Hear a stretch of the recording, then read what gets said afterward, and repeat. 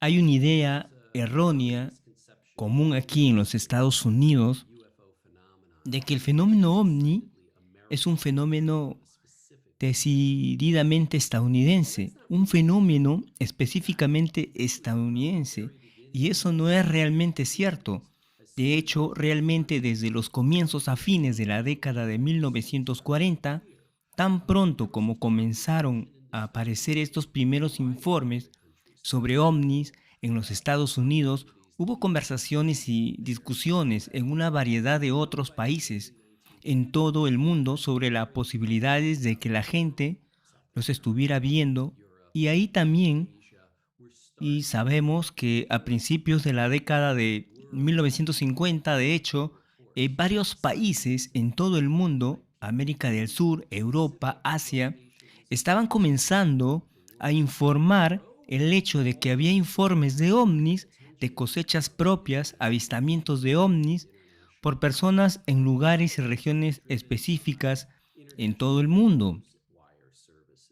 Además, todo esto llamó la atención de los medios internacionales y de la prensa internacional. Mucho de estos es impulsado por servicios de noticias internacionales, como UPI, entre otros. Entonces, lo que sabemos es que casi de inmediato las historias de cualquier país, dado a que realmente ganaron algo de tracción, generalmente comienza a aparecer en los periódicos de otros países del mundo. Luego agregó a esto que sabemos a mediados o finales de la década de 1950, un fenómeno que había estado ocurriendo en los Estados Unidos durante un tiempo, a saber, todo el fenómeno de individuos y pequeños grupos de personas que forman clubes y organizaciones para estudiar el fenómeno. Todo ese fenómeno social comienza a tomar forma también en países de todo el mundo, y entonces tienen ufólogos de cosechas propias y clubes de ovnis de cosechas propias que a menudo se conoce como clubes de platillos en Argentina, Brasil, Japón, Alemania, Suecia, Inglaterra, Perú. Incluso empiezas a ver cosas desarrollándose en la Unión Soviética, por lo que se convierte en un fenómeno internacional. Se convierte en un fenómeno global muy rápidamente, y lo ha seguido siendo hasta el día de hoy. Entonces, los avistamientos y las especulaciones sobre estos avistamientos han sido bastante variados en diferentes contextos sociales, políticos e internacionales. Eso lo que quiero decir con eso es que si bien vemos una especie de uniformidad en términos de lo que la gente dice que ve cuando hablan de tener una especie de breve avistamiento, episodios o incidentes de ovni, lo común que es bastante universal es que alguien que dice que estaba mirando una noche de verano en el cielo, o estaba paseando a mi perro y vi una extraña luz azul o extraña luz amarilla, amarilla parpadeante, o alguna luz de color. Luego la cosa simplemente se quedó flotando y luego rápidamente se disparó. En una dirección se movía a esta velocidad muy rápida, y luego todo terminó y no sé qué fue. Ese es un tipo de hilo muy común que escuchas correr a través de la literatura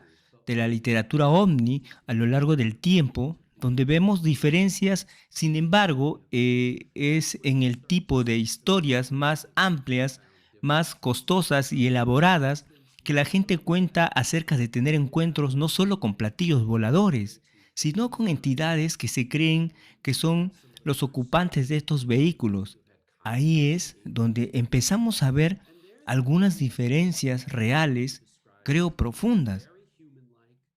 Entonces, por ejemplo, sabemos que en los Estados Unidos, en la década de 1950,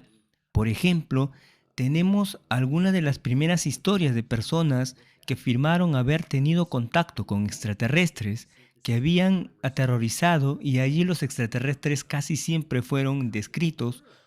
como muy parecidos a los humanos, muy inspirados e inspiradores.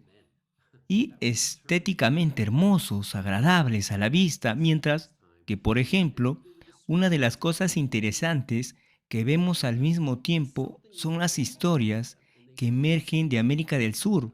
y Europa continental que describen algo extraño. A menudo se les llama hombrecitos. Ese era el término que era muy común en este momento y fueron descritos como algo parecido a los humanos,